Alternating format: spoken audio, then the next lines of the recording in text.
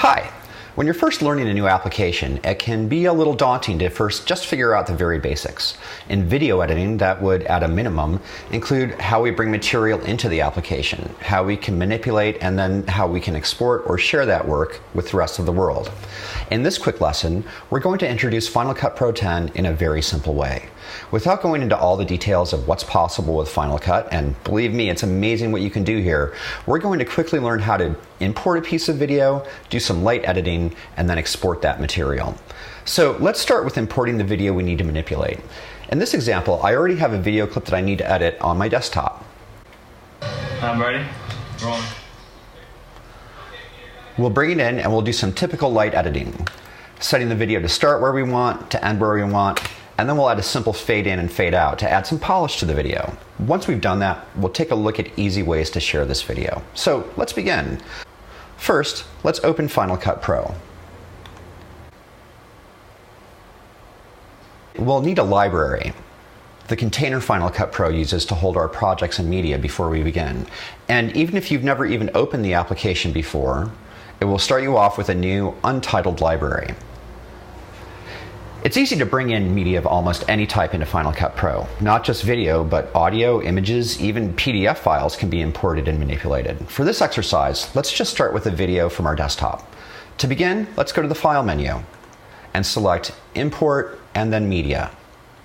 This will launch the Import menu, which is very similar to how we browse files in the Finder. I'll navigate to my desktop, where I can see the file I'm looking for. Once I've selected that file, you'll notice we can preview the video, we can skim through it,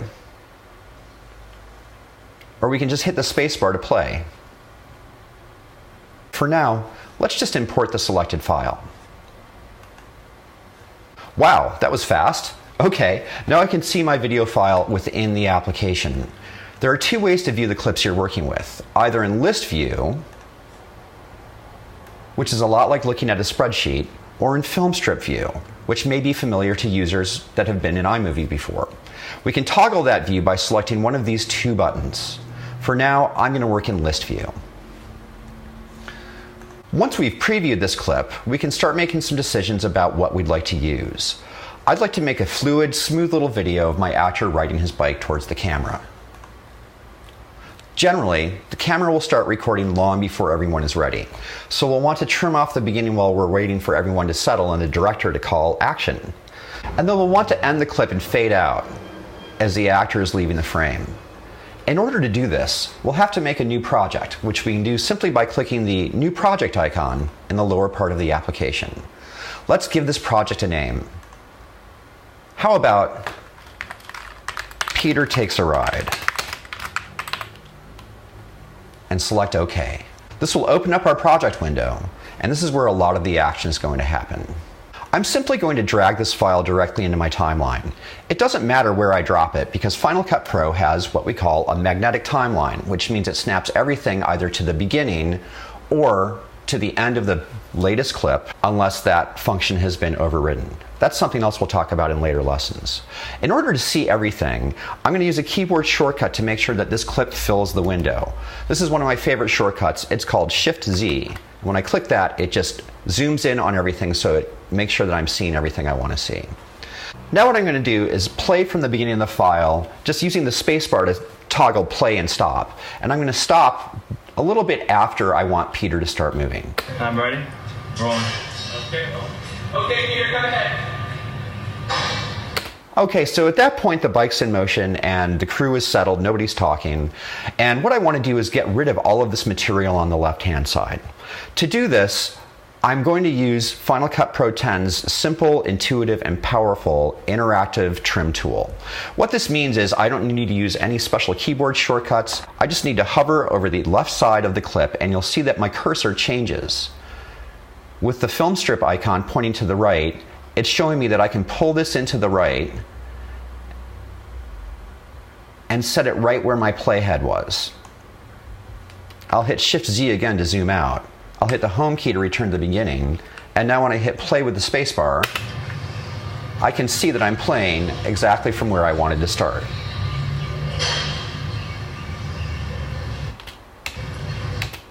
Now remember, I wanted to dissolve out as soon as he got kind of towards the end of the frame.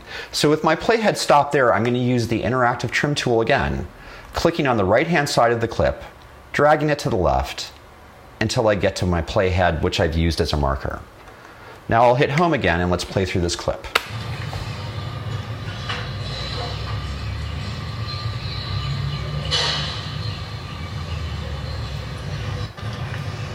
All right, that's perfect. There's nothing extraneous. I've got only the material that I want to share.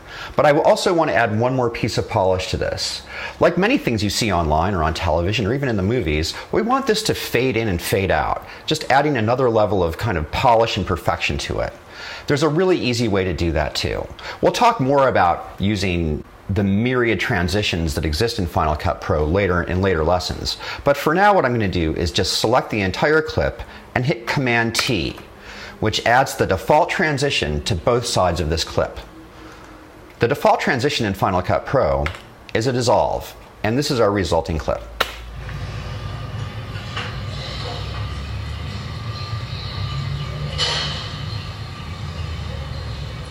Hey, that's not bad, and it only took a few keystrokes. So we're pretty much done with the editing part of this project. Now that my editing is complete, all I need to do is export this file to share it with the world. I'll do that by going to File, Share, and for this exercise, I'm going to export a master file. This shows me the name of the project as we've already named it. I can preview the video with my skimmer here, and I can get all the technical details I need, such as frame size, frame rate, and what the file size is going to be down here. This is going to be a large uncompressed file. I might want to take further steps if I was going to upload this to YouTube or another video sharing service. I'll click Next, and this will give me an option of where to share the file. I want to save this on my desktop. I'm going to call this Peter Takes a Ride, which is derived from the project name we got when we set that up earlier, and I'll click Save. I can see in my status bar an idea of how quickly this is happening. That was pretty quick. And now I get a little prompt telling me in the upper right-hand corner that sharing was successful. If I click on Show, this will open up the Finder and show me my finished movie. It'll play back, see our fade in, see our actor ride towards the camera, off the camera, and fade out. All the moves that we made in Final Cut Pro 10.